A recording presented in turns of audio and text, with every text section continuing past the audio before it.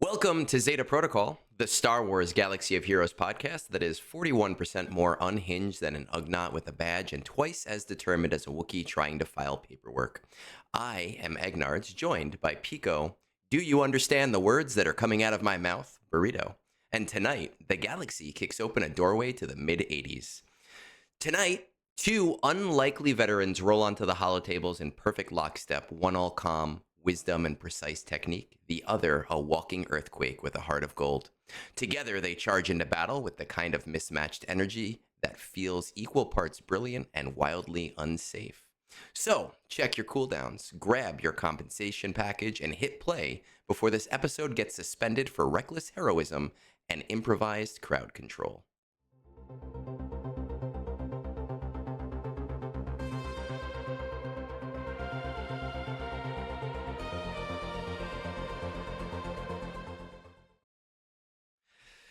Pico, when we talked the other night, yesterday and today, I'm very glad that we saw eye to eye on this buddy cop Chewbacca thing because I've been fighting the community with Yoda. I know they want to make funny penis jokes. I Yeah, get it. I know. Ha ha. We're all 18. But this is just too good to pass up. And I'm glad that we agree on something. Look, it's people of a certain age understand the idea that just buddy cop movies are have a special place in history. And that whole buddy cop idea just fits. It just makes all the sense in the world. It works, and we need those movies to come back. I mean, Yeah. Naked Gun just came out. I don't know if you saw it. I enjoyed it. I giggled. I laughed. There was a lot of potty humor. There was a lot of old humor, but it was exactly what I expected a Naked Gun movie to be. And if we could see more of that, but not too much of it, I would be very happy. Yeah. Uh, I have not seen Naked Gun, but we did this summer do a movie marathon run of the 21 Jump Streets, Oh, the Channing Tatum ones. And again, yeah. buddy cop movie. Funny buddy cop. Sometimes you can do serious buddy cop, but uh, yeah, I just they're hold a special place in my heart. So Those two specifically, 21 and 22 Jump Street, like yeah, they jump the shark and they know what they are. They feed into the humor of what they are. Just the perfect amount. right, And yeah. they're brilliant. They're one of the few movies that I will rewatch because I don't rewatch movies most of the time. Don't take yourself serious enough that the movie isn't a punchline, but don't take yourself serious enough that you can't laugh at yourself through it. Like and that's just why it works. Exactly. And especially when you have a concept of a bunch of 40-year-olds going into a high school and pretending that they're high school kids. Like, I get it, but if we're going to take that plot line seriously, then what are we even watching? What's the Yeah, point? yeah. So, how are you doing tonight? I'm a little under the weather. Okay. I'm realizing as this is going to be on video. No, folks, I don't have a massive cocaine problem, and that's why I keep wiping my nose. I am struggling a little bit under the weather, but I didn't say something earlier in the week, uh, but the bumper card for the episode is really relevant right now because Yes. as we're recording this on Wednesday, on Saturday of this week, I will be exercising my new role as a minister in the Universal Life Church and performing a wedding ceremony on Saturday. So I too will be in an all black, layout. Probably not a tie. Probably not the little white collar piece. But I have been stressing about that. I will not go through the entire ceremony, but I do start it off with, uh, as I have found that a lifetime of Star Wars, J.R.R. Tolkien, and ESPN has left me drastically unequipped to actually do this. So yeah, what I want to put out there is I'm excited to do this. I hope no one really takes me up on this, but I'll offer it. I am now legally allowed to marry people in all 50 states of the U.S. If you are interested, please leave us a note in YouTube. I will travel to you. I will perform your service, and it will be amazing. I love it. And I hope my wife doesn't hear this, but I wish that I wasn't married because I gotta tell you, we got married. We've been married for 6 years, and I was very involved in planning, and we found all of the vendors. And leading up to the wedding, 4 days before our wedding, I remember being in math class, and my wife is spam texting me, And apparently, our not apparently this happened. Our officiant sent us an email canceling, saying, "Hey, I can't do your wedding." But now he sent us an email with the subject line "Good news" and "Good news." So the subject line to a couple about to get married Yeah. was "Good news" and "Good news." And the double good news there was, one, that somebody bought him a bucket list item. So he was going to partake in this bucket list item instead of doing her wedding that he agreed to a year ahead of time. And two, that he found us a replacement officiant. However, when we reached out to the replacement officiant, they had no idea what we were talking about. Uh, so, so your offer hits close to home because we almost did have to have one of our friends who was online ordained as a joke one day be the officiant for our wedding, uh, and I would have rathered you. Yeah. So I'm incredibly afraid that with this sickness that it's going to hit me and I'm going to be in a situation that I can't do this on Saturday. And I have reached out to my brother, which he's a year younger than I am. And for all of the words that come out of my mouth, that happens because he has never actually said more than three together at a time. So you can imagine how drastically different we are. And I texted him this week, "Hey, be ready to pay $70 to become ordained. You may be reading my ceremony on Saturday." I love it. I really love it. And I'm gonna need pictures of you. I know I won't get them on Saturday because I'm sure the couple isn't gonna share those pictures right away. But once they have ceremony Yeah, pictures of yeah. you up there, I am gonna need to see those. And I wish you well. I Yeah. know that it is such a Thank you. it's such a hard thing to come up with. Well, I guess I should ask, did you have to build the whole ceremony on your own, or did they give you most of it? So this is not an advertisement for the Universal Life Church, but the church is really founded around the idea of actually providing people to marry others. Like that's their Okay. whole thing. Is like, hey, we want to make it easier for people to get married. Like Okay. that's the beginning and the end of it. So they had a bunch of online resources for this. If you go out to the internet, go out to Copilot and say, look, I need a flow for a service, you'll get a flow. So most of it was already done. It's that piece The in the personal middle, the touch. kind of the preamble piece that was a little hard. Hmm. Um, I will say, because again, we love the AIs here so much. Um, I asked Copilot for help writing a non-secular wedding ceremony for my cousin, and Copilot started it with, "Welcome to this glorious and non-religious wedding ceremony." And I'm like, "Oh, that's just terrible." I Like, have to say nope. that the one thing that AI is really good for is building a format for you, right? To say, okay, now because growing up and doing essays, the hardest part was getting the Yeah, rough draft together. And once you had the rough yeah, draft together, you could look back and say, no, this is shit. Let me change some things, but I have a format. AI yeah. is really good at doing the rough draft for you. And then you being able to say, you know what? This is all crap. Yes. Let me replace this, that, the other thing. And you Yeah, end up with something that is 80% your work, but you just needed, some computer farm out there yeah, in Washington State to kind of power it along for you. yeah. I just needed someone to give me a rough framework and go from there. But yes, quite it took some things that I put in there quite literally, and translated it that way. So yeah, As it that's always does. yeah. Now, are you, I assume, next week, work still next week, or are you shutting it down for the year already? No, so we have all next week. We actually, this is a cool year for us at the school. This is our longest winter break. So Okay. every year it changes based on where Christmas and New Year's fall on what days. Because it falls on, I think it's the Tuesday, Wednesday, if I'm not mistaken. We go into school on Monday, the 23rd. We end the 24th and the 25th, and we go straight through with the double weekends, and we end up, I think, with 10 days off instead of like Oh, nice. 7. So it's the nice break, and next year it won't be as great, but it doesn't matter. I look forward to that week.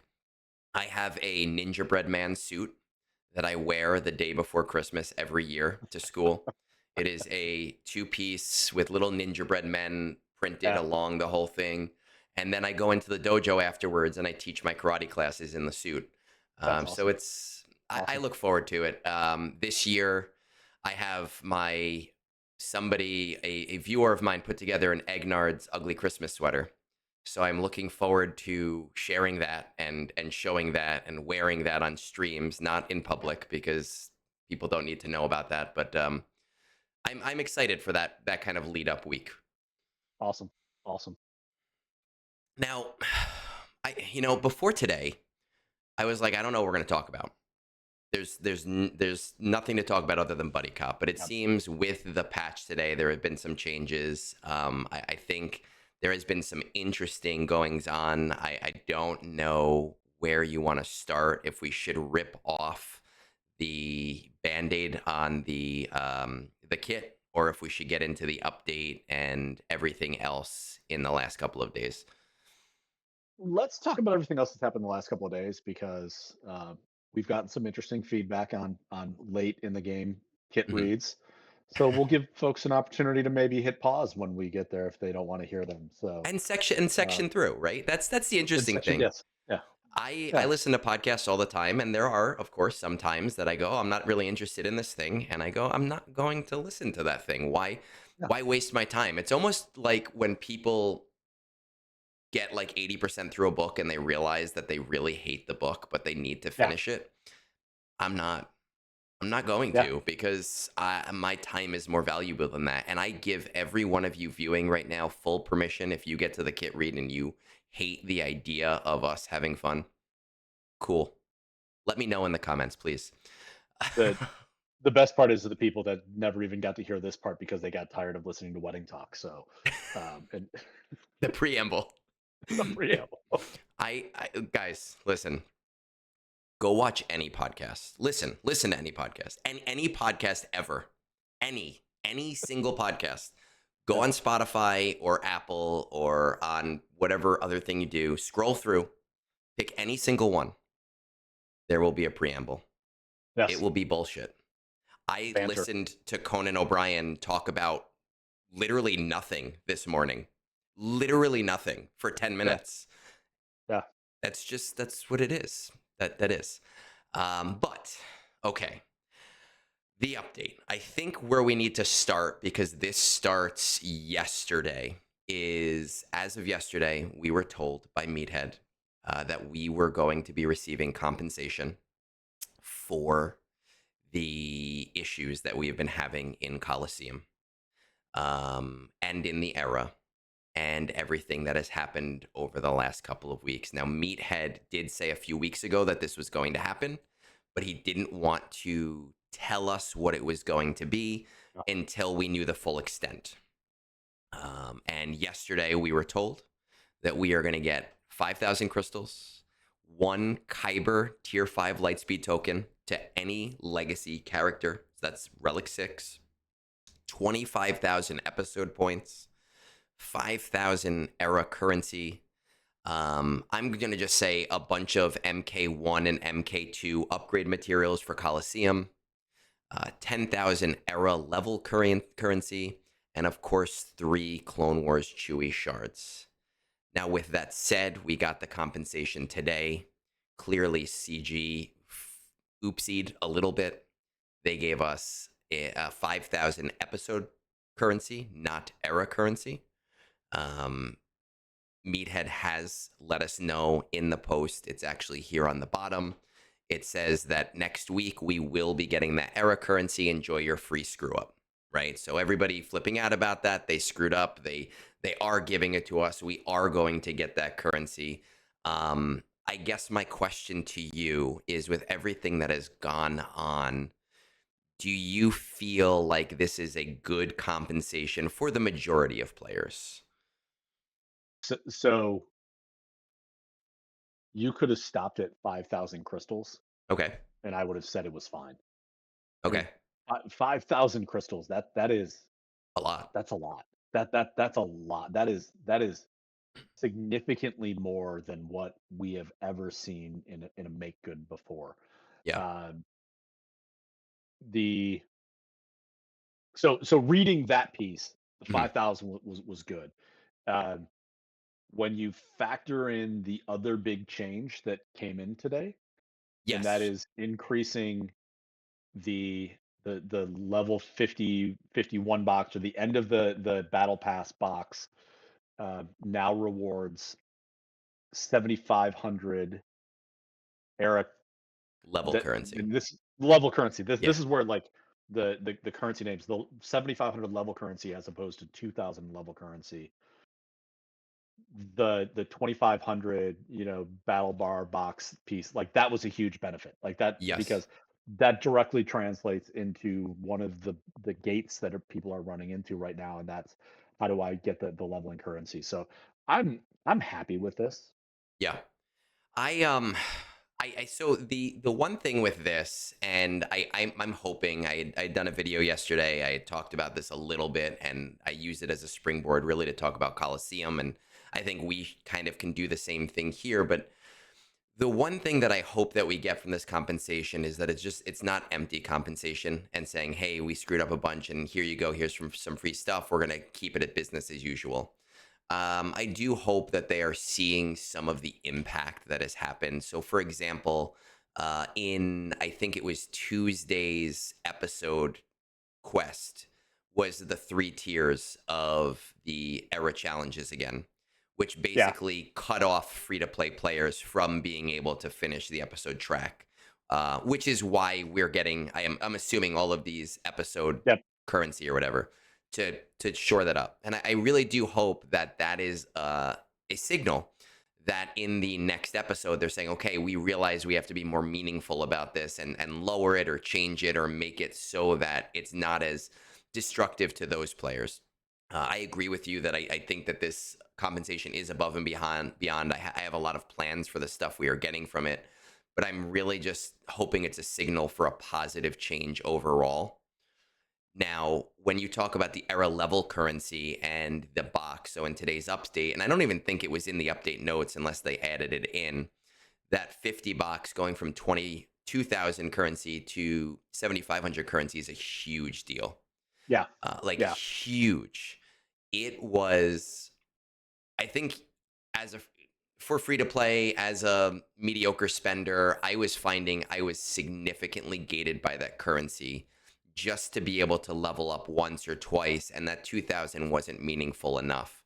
I think going into the next couple of characters that I am going to feel a lot less gated, and I think that the currency for money or crystals is going to sit better in the position of, if you spend a little, you're not going to need to buy crystals for era level Yeah. currency.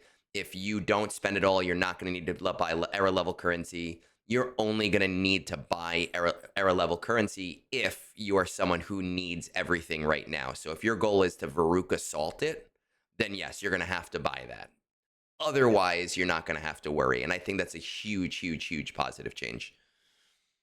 And look, and I'm just looking at it right now. It looks like, for me, the next 50, if I because you can go down that list of levels, and it'll show Hmm. you everything you need to, so you can apply 15. So if I look at the next 15 levels, Hmm.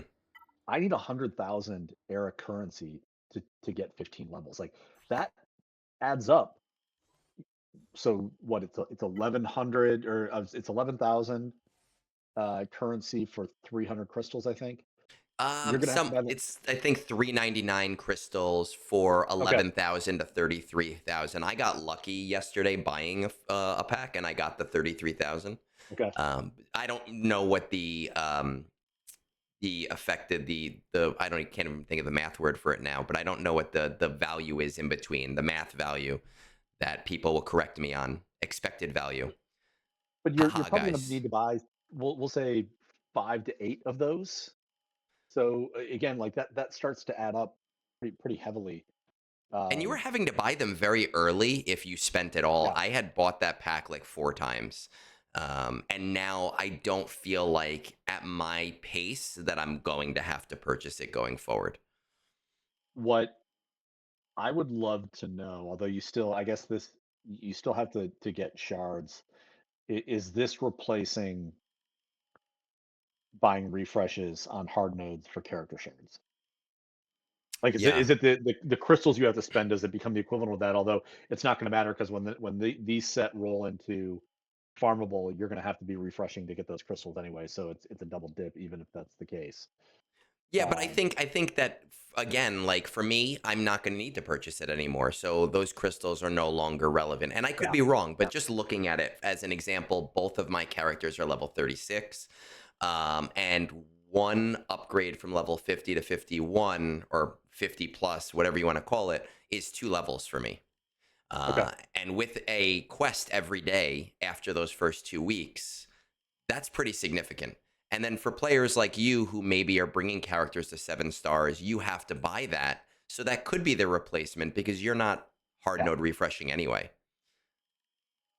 Now, I do want to talk a little bit about conquest Okay, and like what's your, I'm sorry, not conquest, Coliseum, excuse me. Coliseum. What's your opinion of Coliseum 2 weeks later with a couple of levels under your belt, some abilities under your belt? Yeah. Is it better? Is it worse? So, when we last talked and we last did our episode, the change where the one damage thing happened that day and we didn't Yeah, really have time to play with it. I definitely think Coliseum is in a better place than it was before. But I am finding that I am having the same problem that I was having before. Right now, my characters are stuck at level 36, and they're going to be stuck at level 36 until Buddy Cop Chewbacca comes out. yeah, Because I'm hitting 8 to 9% in Sector yep. 4 on the Zephyr boss, and I'm not even getting to Sector 4 or version 4 in the other bosses, so I can't level them any further. And I feel like I'm stalled and I'm forced to spend money now to get those currencies while the free to play or the players who spent less than me are kind of catching up on me. So I still feel like there's that frustration point of if you are free to play, you're obviously in a worse position because you get less, but you're Yes. seeing consistent progress. And that's the important thing. If you spend anything but not whale out, you're going to hit a stall point where the goal is okay, now you have to wait 2 weeks. And that doesn't Well, feel fun.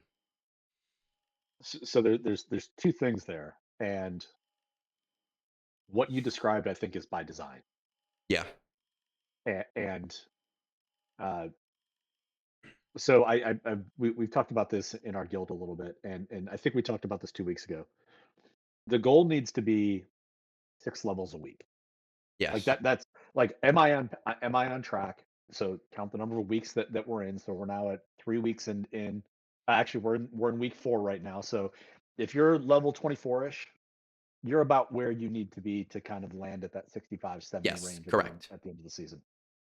So what I think that means is a couple things. Is one, the game is designed for you to hit a ceiling. If I'm going to be free to play, I'm going to get to 24, then I'm going to have to wait, as you described, till that next step. And that's, I think that's by design, is again because we want people to push the button because upgrades feel fun, and those upgrades come from cash at that point. Um, the the piece to me that's the most, I want them to address. Um, mine are up around level 55 ish, and I'm starting to get to the point that I have I'm getting past like the midpoint of the abilities. Hmm. So they're starting to get like the full kit behind them and the full Yeah. capability. And I'm starting to feel like I can actually use some strategy to game a couple of extra, 10% A little thresholds bit on these more. things, Hmm. and make it work. Like as an example today, um, the figuring out with IG90, you don't want to mark on the two Yes. Thundercats, because like figuring those things out, like, oh wait, I can use a little bit of strategy for this, and maybe I can actually pick up a couple of extra points. Now I still think it's a little too RNG level, but I would love it if CG could figure out a way. Like I get they're the way they're going about it is they carved the existing kits up and just said, look, this is the threshold where you go up a gear level. This is the threshold where you're going to get the next tier, and that's how they built it out. Um, I would love it if they actually gave you the full ability at level one, Yeah. and it just became power increases the all the way up because there was somebody in our guild the other day who was making a comment. I was like, I didn't know that Luke had a call assist, and Mhm. then my character magically like hits a level, and all of a sudden everybody assists, and it was like, oh, what just happened there, and like figuring out where it happened. And I just think if you gave people maybe more of the abilities that give them a So little bit more of an opportunity to play as opposed to just hitting auto and go on. So one thing I had said early on is that the game has kind of evolved past the need for 8 levels of abilities or 9 levels of abilities. And I understand if you're in the very, very, very early game, things like green ability material may obviously gate you a little bit. But for the most part, once you hit the mid game, if you're going to use a character, you are going to get those abilities up to at a minimum right before the Omega level, right? Because that's Yeah, where it really starts to feel a real gate. And I think that we need to retool abilities to be more like GL abilities. GL abilities yeah, have 2 levels. There's your base level, and then you have your Zeta level. And that needs to be the same thing with all new characters. You have your base level that is whatever, that's what you get, and then it's either you apply omegas or you apply yeah. zetas, or you apply zetas and then omicron. So a max level of 3, right? And I do think that that would kind of further Coliseum, and I'm glad that we see eye to eye there because I've been Yeah. screaming that for 3 weeks now. And some people have said to me like, "Oh, well, that completely destroys the structure of blah blah blah," and they'd have to recode. No, they don't, because it's on GLs, it's on Yeah. Inquisitors, it's on Bounty Hunters. They've already shown us that they can do that. It's just a It, matter of doing it. and I'm looking at this right now, like, so on Luke's kit on his or the first special, 50% offense bonus turn. We even have characters that is like 5% more damage, 5% more damage, 5% more damage. It doesn't matter. Like that 15% isn't what's causing like allowing people to go up to the next tier. Like, yes, that Yeah, extra damage helps. It's the rest of the kit pieces that are starting to roll in. It's the, oh, now all of a sudden IG90 counters every attack. Like yeah. that, it's things like that that start to pile up. And again, it becomes to use a little bit of strategy into the game, or to some of those aspects. So I wish they would find a way to maybe solve that, or make it a little bit smoother for people. I will say though, the other thing with Coliseum is it definitely depends on your shard. So as an example, my shard, I wouldn't say it's full of whales, but there are a lot of decent spenders in there. And being a mid grade spender, I sit somewhere between 30 and 50. And by next week, I might even go past 50 because it looks like I'm kind of inching backwards. But then again, as I told you before stream, I am babysitting another account right now of Yeah, someone who spent very heavily. And while I was helping him with Coliseum before he stepped away, he would say to me, like, hey, why did you just run that on auto? Couldn't we get more points out? And I was saying to him, because getting fourth place is the same as getting first place. yeah, And I'm not sitting here for an hour when you're going to get the same rewards, right? yeah. You don't have a lot of spenders in your shard. We don't have to worry about eking out those extra points strategy wise. I'm going to hit auto. You're going to get your 1,000 credits. We all win there. I spend 5 minutes, you get everything that you need. How competitive your shard is going to be very much determined by the people whaling.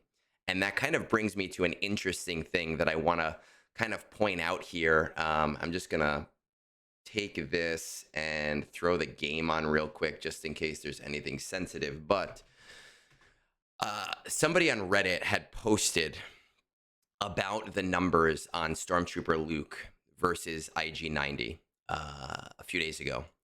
And I found that to be very interesting because Stormtrooper Luke came out 3 weeks ago and IG90 was 4 days into his marquee.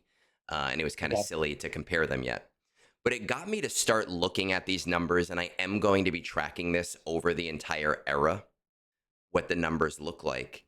And what I have noticed overall, and I'll show it now on the screen, which for anyone that sees, and it's not fully accurate, but in general, when it came to older marquees, a week after the release, we were seeing 2 to 3,000 people 7-star them.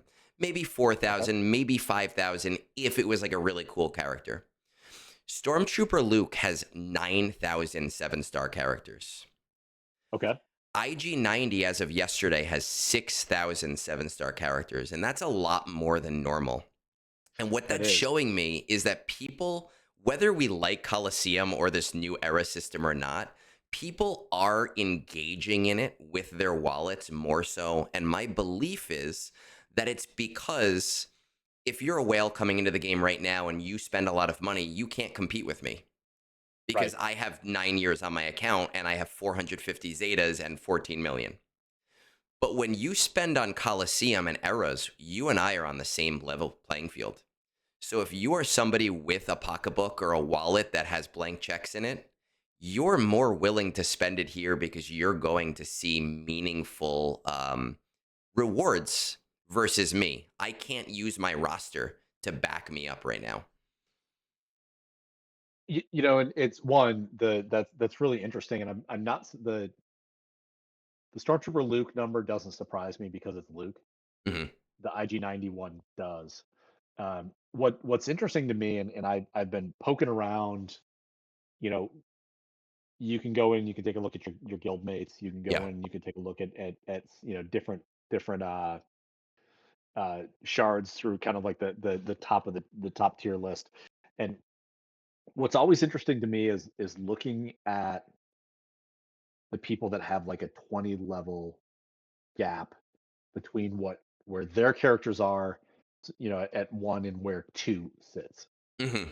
And it's back to your point of I, over time, I think that people will become more savvy with the game mode and how to manage the game mode. It's a variation of shard, chats will come into play in some of those cases. But I was looking at something the other day and I noticed that someone had two level 75 characters. The next closest person to them on their shard was 50. Yeah.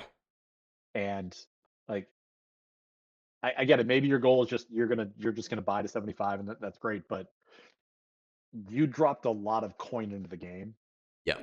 to ensure that you're number one when there's to your point, there's no advantage to being one versus being number nine Yeah. in that case. The only thing I would say is because it's the first era, we don't, and you kind of said this, we don't really understand the math behind getting to 95. Yeah. You know what I mean? So I think in an era or two, we'll maybe understand that math better. And then the people who are more savvy with their wallets might say, okay, I have to get to level 60 by the first day. Then Yeah. I can work through. And I don't care if I get 1,000 or I get 500 or whatever. I think there definitely are people who are worried about, all right, I need to get to 95 by the end to max out, and I have to get there. Um, Yeah.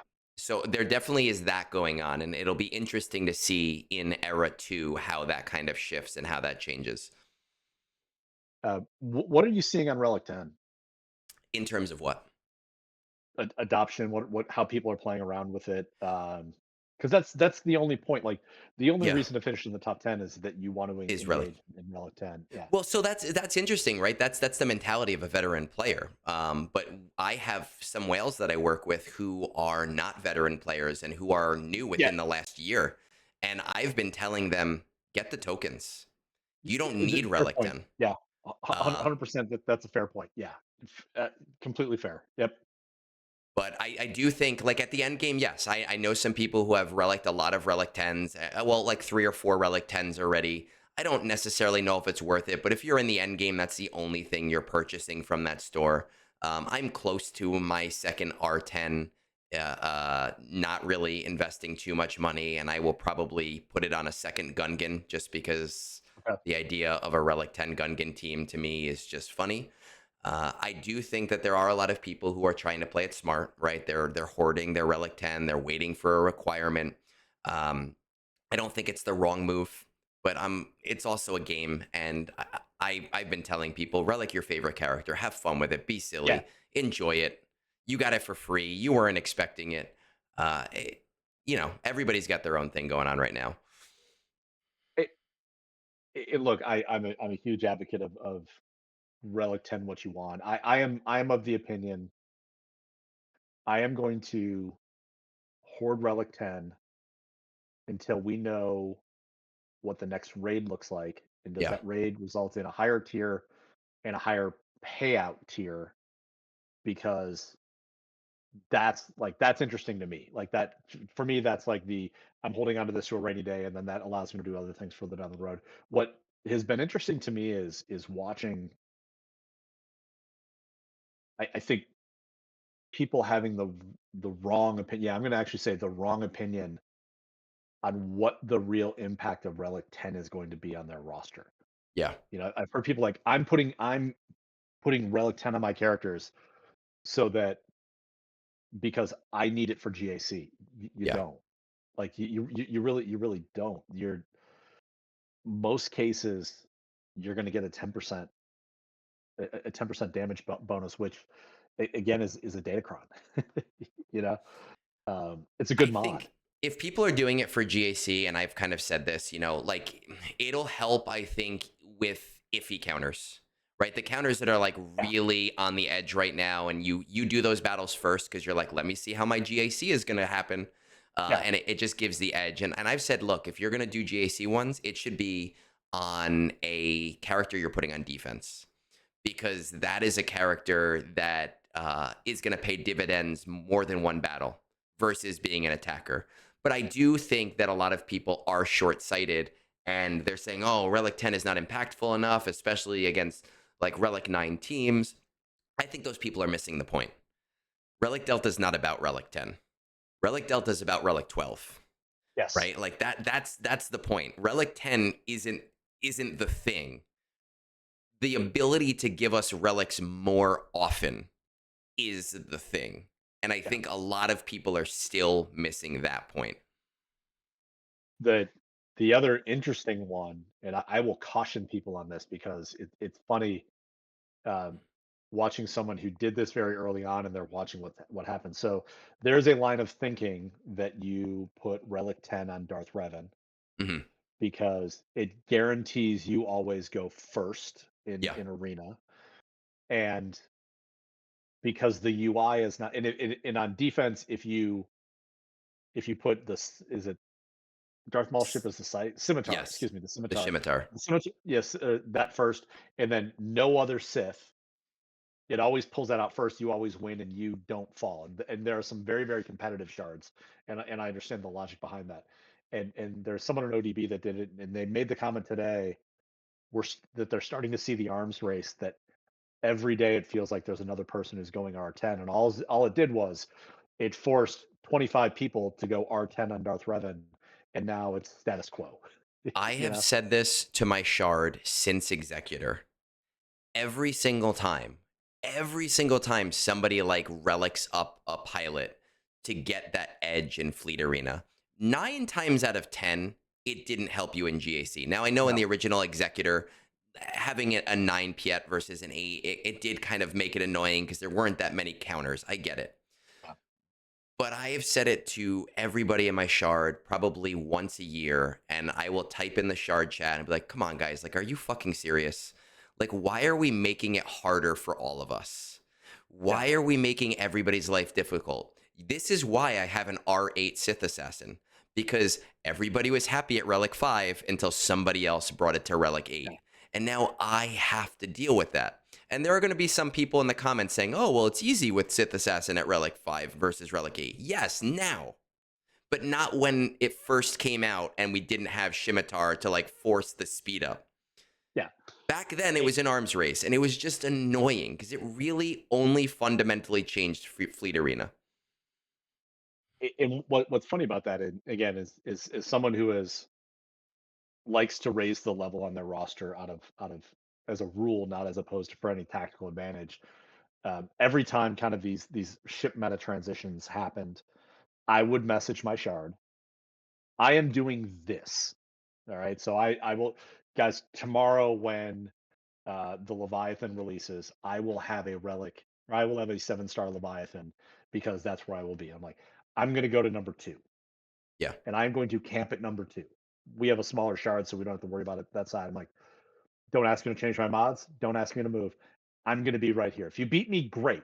but I am never going to go number one. That's Yeah. the rule, and that worked for us for a long time because I stayed out of the way of one. I didn't give anyone else problems, and made sure that set the expectation. I'm not going to change anything that I'm doing, but I'm also going to do my best to stay out of everyone's way. Yeah. I And that worked. So I kind of do the same thing, though I don't have the relicking capability that you have, but I sit Yeah, two. And I sit two because my rationale is everyone wants one. yeah, So everybody's going to go after one and not going to hit me. And right, like if you're at six and you have to go to two, fine. But there are days where I don't have to do fleet battles for 4 days in a yeah, row. And it's great. I love it. I'm not going to one because that 25 crystals is meaningless to me if I don't have to do fleet arena. And sometimes I'll go to 20, and that sucks because people have hit me and I've backed up, whatever. I have to do 4 battles that day or 5 battles that day. But I love those days um, sitting at two because I don't have to worry about it. It's a non-issue, and I love cooperative shards like that. There are a lot of like adversarial shards where everybody has to beat everybody, and they think that they're getting something over on other players, and they're winning life for Charlie Sheening shit. yeah, All you're doing is getting CG to win, right? You're getting other yeah. people to spend crystals on Fleet Arena so that they can fight you, and like you don't lose anything by playing together here. And that's the beauty of these shards is that everybody can work together so that everybody maximizes their payout. By the way, we probably should have checked this before we started the show. I Mhm. am hitting mute before I cough right there, right? You're not. It's not coming through. Uh, what's funny is I always do the same thing.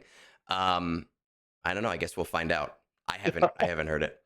Yeah. Um, I haven't heard it because, well, with my sound system, it'll come through to you if I cough, but it won't come Okay. through to the Okay. Streamlabs, right? So it is Okay. what it is. Maybe Got it. people have to hear some coughing. Maybe they don't. Yeah. Hopefully not. Like, You brought subscribe, and something. comment. You cough too much. So You brought something up before that I'm glad you brought up because I was about to message you about this earlier today. I don't know if you were sitting on your phone and you saw the little three dots and then they went away. And I decided not to. I was like, I'm going to surprise him. I was talking to somebody yesterday and they brought up something interesting and it got me thinking. Raid requirements and raid prep is probably going to start sometime around January, February, I right? think Mid so. January. Yeah. But Yeah. because of the era system, is that going to change fundamentally how we have to deal with raid prep? Now, if we're talking about 2 eras worth of characters, potentially, Yep. the first era will be possibly farmable, but the second era's worth of characters won't even be farmable by the time the raid has come out. And they might not be farmable for some time after that as well. So we are actually going into unknown territory with all of these changes and because it changes farming fundamentally. So I am going to make an argument Okay. that we will see a change in how we farm for raids, but the era system now allows CG to focus raids on legacy characters that already exist in the game, Okay. but force a higher tier relic requirement on them. So you think So so will you finish your thought yeah, first and yeah.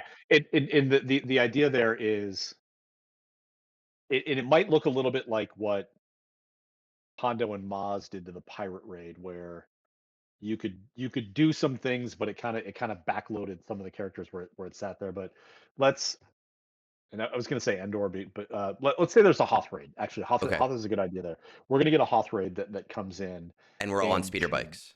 and we're yeah, we're speeder bikes on Hoth. Okay. No, actually, it's just a fruit ninja where you're swiping to get inside the tauntaun. Uh, See, so I was thinking Rogue Squadron back in the N64 days. We're all in the little speeders and we're yeah, just yeah, looping. We can just make circles on our screen, yeah, yeah. looping around the AT-ATs. So they could bring in an era's worth of cool Hoth characters that we don't have, or something, so it doesn't. Well, I mean, at the last raid, just 6 characters that'll be part of the raid. but they could build an entire faction around, rebel characters that are garbage characters that Hmm. are needed, and you're still forcing people to farm, farm, farm on the legacy characters over the next 3 to 6 months because the game is now designed that you can bring those characters up. And when the raid drops, you kind of just put all of those new legacy era characters into the game as well. And now all of a sudden you've got 4 raid teams coming out of it on the backside. Like Yeah. I don't think that you need to look at the end of the day. CG wants people to put money into the system to be good Hmm. at certain events in the game. And I think that the model now allows people to put money into the system In a different in way. in the Coliseum manner, and then they're going to want to put it in for all of the what seems to be really numerous packs that are designed to get relics in people's hands Yeah. over the last couple of months. So do you think it's going to be more like Naboo then, where like Naboo had a bunch of new characters but Yeah, old characters versus Order 66, which is predominantly new characters, or at least in terms yeah. of usable teams? I think it'll be more like like Naboo or even with honestly what the Ewok raid was Leia and Drogon, and that was it. I mean, it was Which, the yeah, rest of it was all legacy stuff. which was very So player friendly, even though the raid itself was not very fun. yes, yes, 30 seconds. I don't think I once looked at the screen while doing the speeder bike. yeah, I was looking at like text and then like going Q E E yeah, E yeah, W Q Q. I didn't even look. And you could go back to streams, my brunch streams from those times, and me just going like this yeah. because I there I have was no reason. memorized the order of keys that I have to do to make this thing get to my high score. So Yes, exactly. um, and I think that I think the need for CG building marquee characters tied to event releases or journey guide releases, I just think that goes away at this point because they're putting a Mhm. journey guide in the middle of the era. So there are people that will want to the same people that are going to 7-star, buy 7-star characters are get for are that would have done it for the mace are going to be the same ones that are going to do it for Spider Legs Mall. Yeah. In that case, so like that still exists. Um, Though presumably more based on the number of 7 stars that we're yeah, currently yeah. seeing. So that is interesting, and I'm interested in tracking that throughout the entire era to kind of see where we end up with that.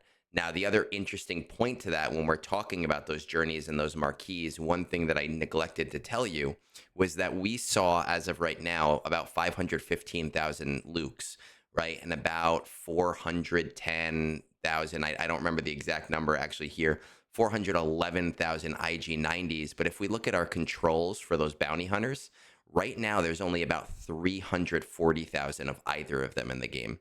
So we're Okay. already seeing a huge increase in unlock rates, which either suggests that the player base has increased or it has suggested that there are a lot of players, and I know at least one of them, who just do not engage with the marquee system at Yeah. all or did not engage with it at all because it wasn't relevant to them, even though it was free shards. So it is interesting just to see that as the monetization strategy is really pushing towards a new way to get more people involved in that spending. Let me ask you, with in the I know we're a month into kind of this new version of the game. Um, what's the detriment for allowing more players to get max scores on the raid? Again, I think that this goes back to Relic Delta and Relic 10 and it being more about Relic 12 than being Relic 10.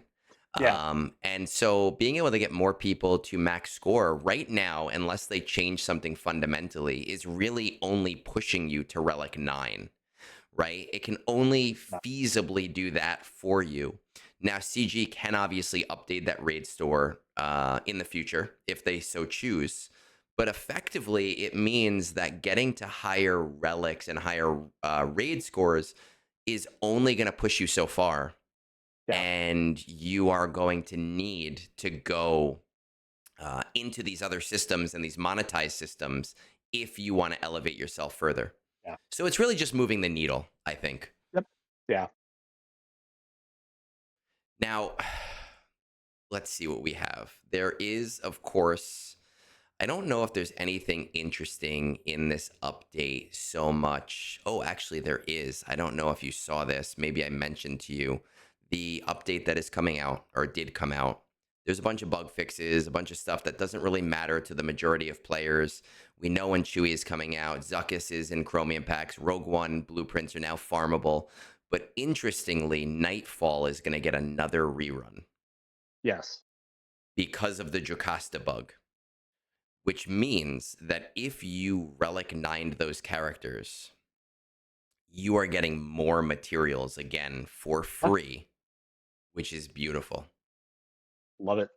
It's just, I mean, I know some people were iced out, so those people are just getting their just rewards. But for me, I had the majority of them 3-starred already. So for me, this is, oh great, I can invest in more R9 stuff because I am getting more from this update, and that is, it is nice. And kind of leads me. I have a feeling I know what you're gonna say.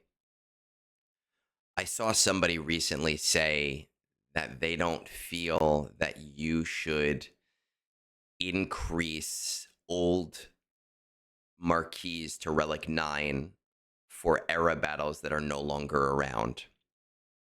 And I don't necessarily disagree with it. However, my counterpoint was, at least as of right now, all of the era battle eligible characters are usable and very useful Yeah. characters at Relic 9. So by bringing those characters to Relic 9 right now, you are getting the usability of raids. You're getting the usability in Rise of the Empire and those Relic 9 planets. And anytime they decide to throw these events back at us, that is a return on your investment. What are your thoughts there? So the last 2 weeks of December will dictate what people should do. Okay. And why I say that is because the last 2 weeks of December, we always get my favorite time of year when CG runs all of the assault battles Yep. back to back. So we will get in December, we will technically get double assault battles for the entire month. I was hoping we were going to get that detail today. We'll probably get it next week.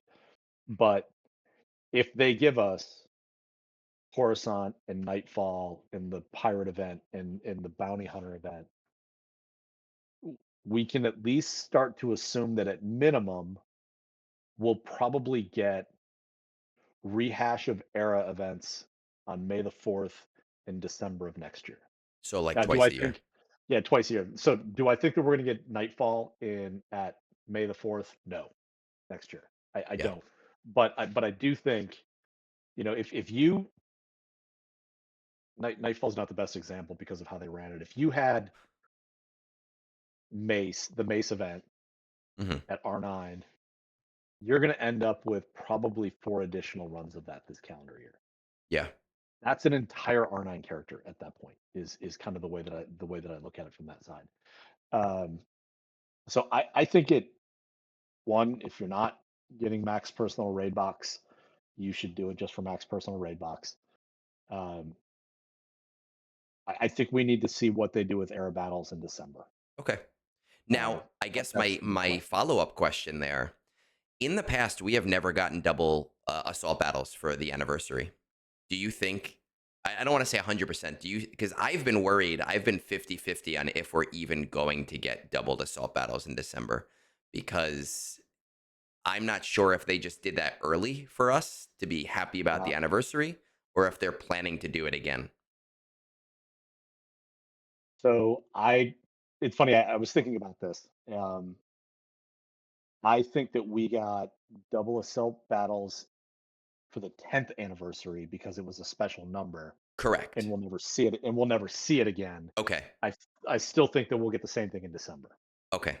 See, I've been going 50-50 on it, and obviously I really hope that they do it again because that is also my favorite time of the Yeah, year. yeah. Assault Battle Week is just beautiful when they run them double, and it for a week or two you feel rich. You go, "Wow, I can Yeah, do anything with all of these materials." I really it hope. piles up so much. Yeah. Yeah.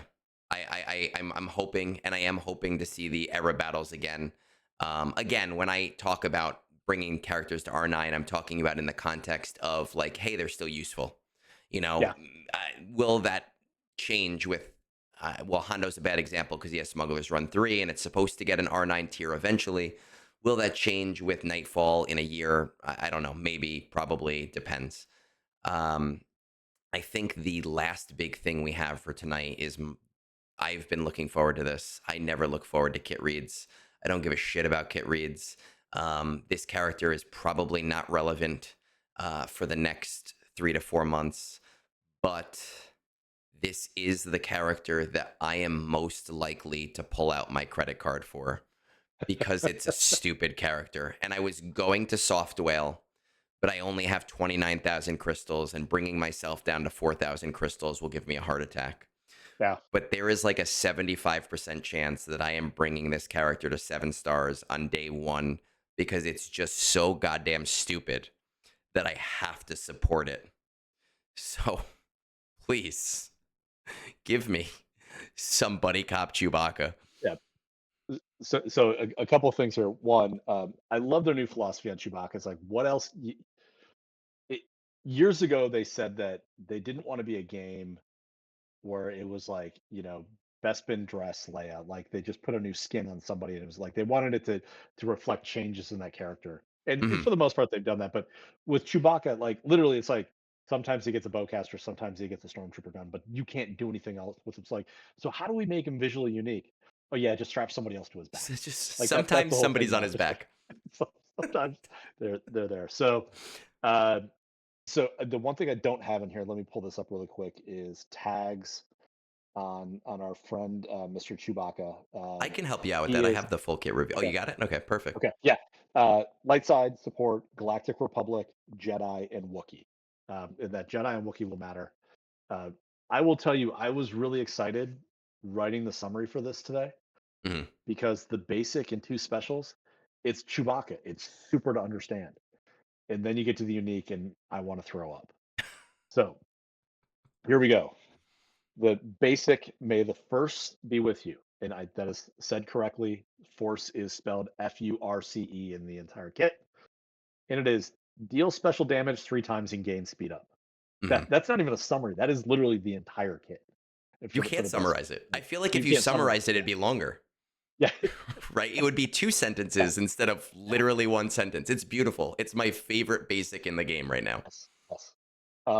Which again, a basic 3 times and speed up is about as good as you can get on a basic. So Yeah. um, special one is one with the first. Wookiees recover 20% health. And if Tarful is in the leader slot, all allies gain frenzy, which again is just a great ability. So again, you'll get a bunch of turns. Simple, really simple to understand. Heal frenzy. And Awesome. foresight. And foresight. And foresight. Foresight comes. I thought foresight came in the next part of the kit. Did I have that No, wrong? it's right there. Yeah. Protection and gains foresight for two Okay. turns. Yep. See, you give me a summary while I look at the real kit so that I can fact check you and look like the smart one. But I'm not really the smart one. I'm reading the full kit. Yeah. Yeah. Look, this is Pico AI. I mean, I skipped pieces of it. So, special two, the first awakens. Special two is dispel all buffs on enemies. Uh, or the target that you is going to get distract for 1 turn, which is cannot gain turn meter. And if Tarful is in the leader slot, Buddy Cop, and it's actually Jedi Wookiees. Or no, actually, no. This is just specifically Tarful. Buddy Cop assists, and everyone gets advantage. So there's going to be an assist in this case. It's great. It's awesome. It's easy to use. So Yoda Now, and hold on. If Tarful was in the ally leader slot to start a battle, Yoda and Chewie. So Yoda and Chewie special, and then they assist themselves. correct. Yes. Okay. Yes. All Yeah. right. Um, which it's confusing because it's effectively you're doing your basic 3 times coming off of it. Like they didn't put any damage on the ability. It's just um, you get three. You don't get this if it's a Jedi. It's basically what it comes down to. If you put this under a Jedi lead, you're not going to get that extra damage coming out of this Yeah, piece of kit. under Tarful. And you are actually, I mean, there is some special damage on an AoE. I'm sure it's not a lot. I'm sure it's very small. Um, but you're getting that Oh, basic. it actually does take special damage to them. Yeah. Okay. Yeah. That's right.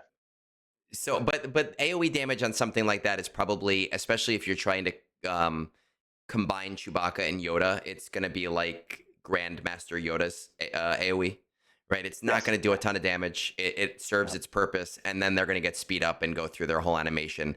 And I haven't really paid attention to Yoda and Chewbacca in Coliseum because you lose them very early before you really get any cool things with them. I really, really, really hope that this isn't like the slowest thing in the world. I will say that of those starting kits, he was by far the worst of them. Like Yeah, anytime you had to use one of his abilities, like, oh well, this is a wasted turn. none of them matter. Yeah. None of them matter. So now let's get into the unique. And there's a lot here, and I probably have missed some of the detail. But to start, all Wookiees get foresight at the start of battle. Um, and if everyone is a Wookiee at the start of battle, Wookiee Jedi get Master's Training. So that is Buddy Cop gets Master's Yeah. Training. And that is the buff that Hermit Yoda hands out. Um, And when it's going to enemies attack, confuse people because what's going to happen next conquest is they're going to make us do master's training 60 times. And yeah, this is not going to activate it because it's on a unique and it happens automatically. It's going to be one of those yeah. situations. I'm telling you right now that this one is not going to count. It's going to piss me off. Uh, so then you get when enemies attack out of turn, allies gain 5% turn meter, and I believe that's once per turn. It's whenever an enemy attacks, no, it's just the ally that gets attacked, it looks like. Okay, just the ally. Okay, just Yeah. it just gets attacked. And then when allies gain foresight, and this matters because on these first special they get foresight as well. They gain 10% offense, stacking to a max 100%. They get 5% turn meter when foresight expires, and they inflict a stack of off balance on a random enemy. So, in theory, at the start of battle, everybody gets foresight. They get 10% offense, and then they inflict. Is it? They get off balance when foresight is dispelled. Is that what it is? Is that what is? Whenever foresight expires, so not even on just a dispel. Okay. So Okay. after So their it's whenever it turns. expires. Yeah. Okay. Do you remember what This off is balance does off the top of your head? no, but it's under stop. That is where off balance is, I believe. All right, Um, I'm gonna look it up because I don't remember. New buff, debuff, off balance. Tunes attacked by a character with this debuff have a 100% counter chance. No, never. Interesting. No, that's from 9 years ago, so that's not correct. It's not under stop. then it's under Sabine. Sabine. Yeah.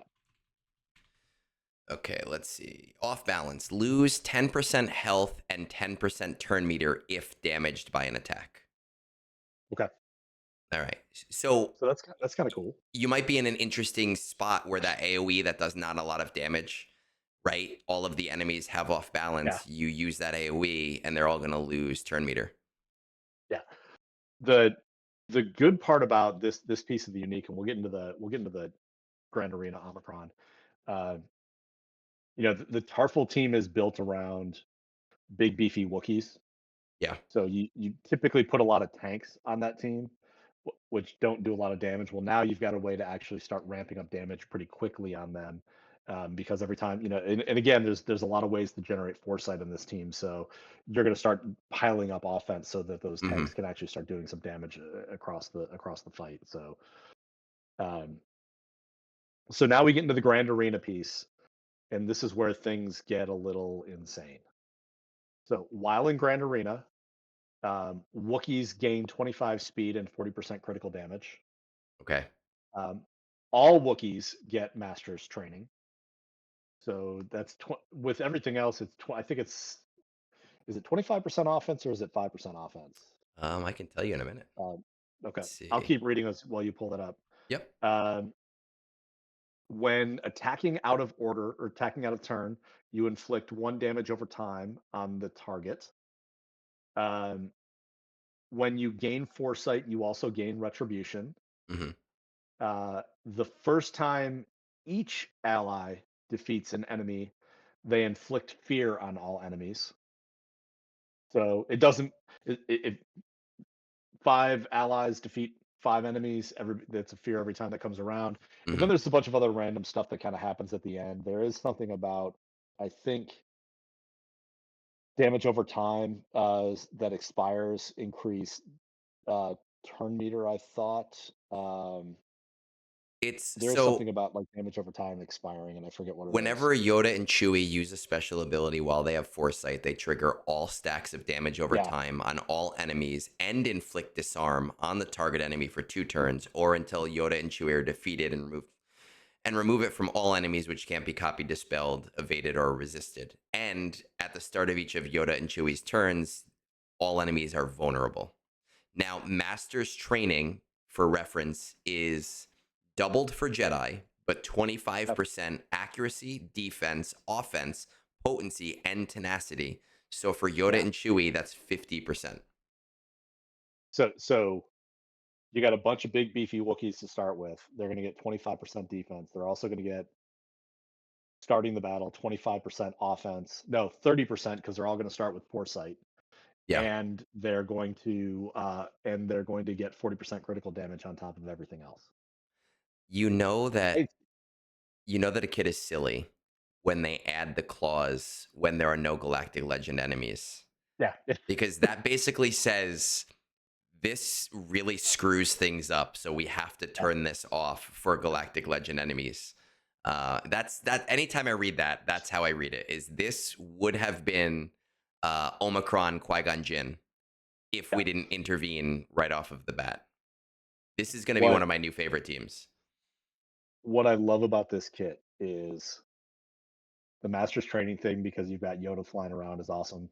And then it's like, oh yeah, we're gonna give you fear because Wookiees are scary. We're going to give you disarm because they're gonna rip your arms off. Like Yeah, we're just gonna put like all of the Wookiee stuff into this. Right there. We're just gonna call it a day. So and they're going to um, give you I think the kit vulnerable looks fun. because when you're around Wookiees, they make you feel really, really warm and safe inside, Yeah, right? yeah. Um, Something like that. I think the recommended team, I shouldn't say the recommended team, the team that they suggested. I've got this here in a squad loadout, so let me pull that up. The team that they suggested is Tarful, Okay. Zalbar, Clone Wars Chewie, veteran smuggler Chewbacca, and then Buddy Cop. And it's also important to understand that Zalbar's Omicron is Grand Arena, and oh, okay. So there's and all. So part of this is not part of the kit works for everything. So gains retribution, taunt, and if it loses taunt Yes. or if he loses retribution or taunt, he gets them back. So, but the Yeah, it's like piece half of about an Omicron. yeah, the piece about immune to daze and expose aren't there. But so yeah, for those of you that have thrown an Omicron on Zalbar, you'll still be able to take advantage of that in Grand Arena. What I'm loving about this team is knowing that I'm going to take, and any new character is going to go at least to R7 for me, Yep. just because you have to at this point. But I'm probably going to take him to R9 because, again, he's a silly character. I Yeah. have a Relic 8 Zalbar for platoons. I have a Relic 9 Clone Wars Chewie because, I mean, why wouldn't you buy that for $5? Yeah. I have a Relic 8 Tarful for platoons. Like, this is going to be a nasty. I'm probably going to throw it on defense for at least the first season, just because that's what you do with a new team, right? When people don't Yep. know what to do with it, you throw it on defense. And then either you overcommit with a Galactic Legend or you fail against it a bunch of times. Yep. I think the team looks fun. I again, turd polishers are great, and this will absolutely polish that turd of a Tarful team. So Yes, 100%. And I'd said this before. I really enjoy. I don't obviously enjoy how things have rolled out with the anniversary update, but I do very much enjoy the characters from the anniversary update just because I like the idea of 6 different teams being lifted and yeah, shaking up the meta like that. Now, does GAC need other changes? Yes, I think so. We could spend 4 hours going over that. It's not relevant to right now, but I do think that when this comes to the game and six new teams are thrown into the mix, it's going to shake things up a lot more than when one character comes into the mix and tries to shake up the GAC meta. And it should be noted because actually, as we're talking about this, I just pulled up a calendar. Um, I doubt we're doing a show in 2 weeks, Yes. um, but the next character after him will be uh, Hot Topic Osage Ventress. So that's what will be coming into the game after. Folks, next week on our normal filming day, it is Christmas Eve. Yes. And unless I'm going to get divorced, I will be spending that with my in laws and my wife. I will not be spending it with Pico. Yeah.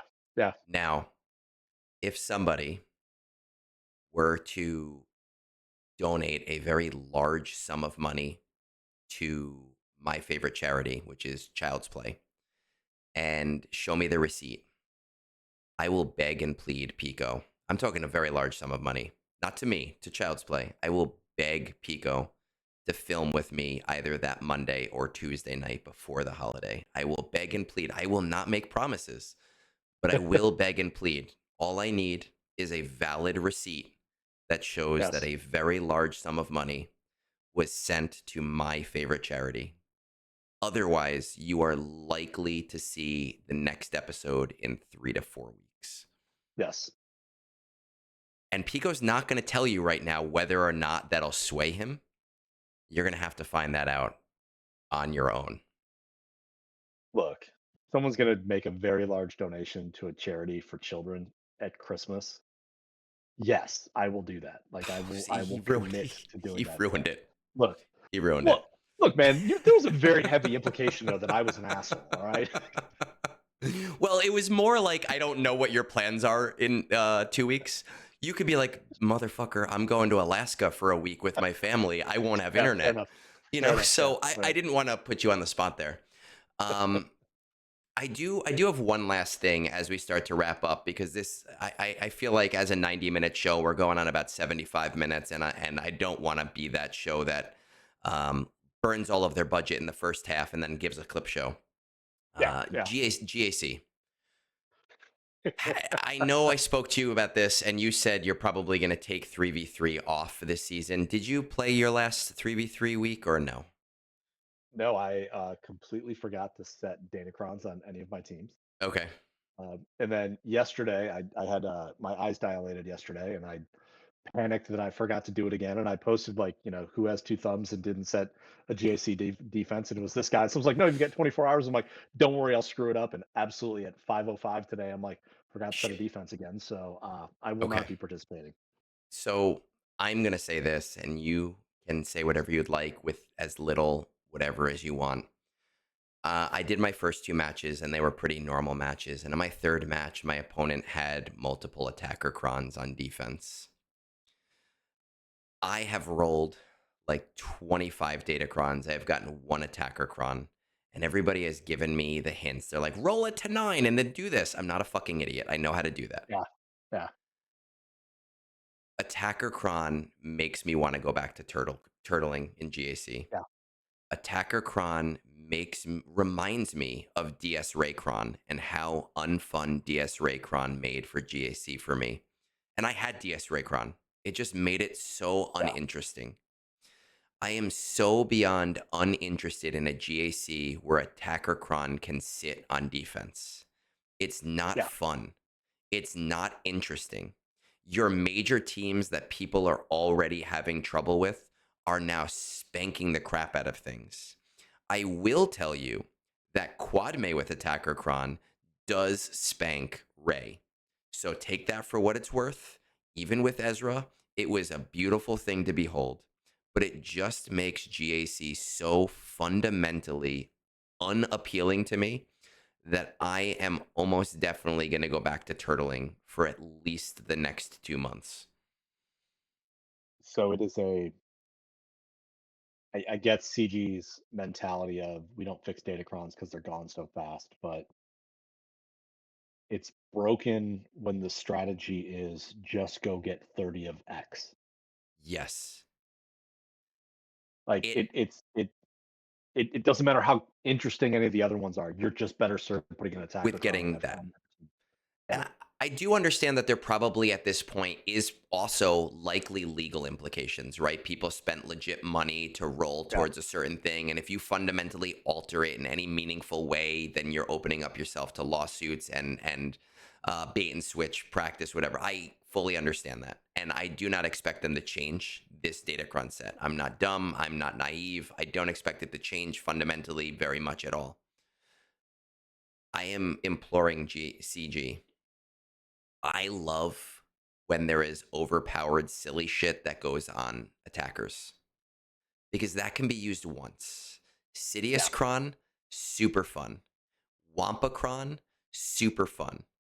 Having to roll 30 attacker Krons and putting on every single defense team, Yep. it, it like I'm not. It's not that I can't do it. It's not fun. It's not interesting. Please, please, Well, please, please don't do it again. Do better. and on top of everything, there is and Scribe posted a video about this, and I kind of wish he wouldn't. I kind of wish this would have stayed quiet. I didn't know about it, but I think I know what um, you're gonna say. there is a bugged Darth Vader interaction. Yes. Um, I think what I saw is effectively you put him on a team that has a character that can't die, like Fugitive Omega in Capture, and you can't beat Correct. them. You just can't. It's broken. It does not allow either of those two characters to die. Therefore, you Right. can't win. So the ones that I've seen, it's on Reddit now. I've seen. I don't know if Fatal posted about it, but I know he was talking about it in the beta areas. Was two Bad Batch on the team, and in that instance, you can kill them if you have no AOE or counter, and you like kill one, let it get to captive, let it come out of captive, then blah blah blah, and it's very roundabout and stupid, and it's very annoying. I haven't seen how it interacts with only one Bad Batch, but I know that they go into captive and Darth Vader can't die. Um, don't guys don't. I hate that. Like I know we're bringing it up, but if you're in tune to the community, you already know about this, right? Because you're on Yeah, Reddit, or you're on Discord, you've seen Scribe post about it, you've seen other content creators post about it. Arnold is of course going to post something with some stupid edgy edge lord thing on it. Don't be that fucking asshole. yeah. Don't. That's it. Like it sucks. It's bugged. It's broken. CG didn't think things through. They didn't think like, oh, captive is not dead. Darth Vader can be used with any character.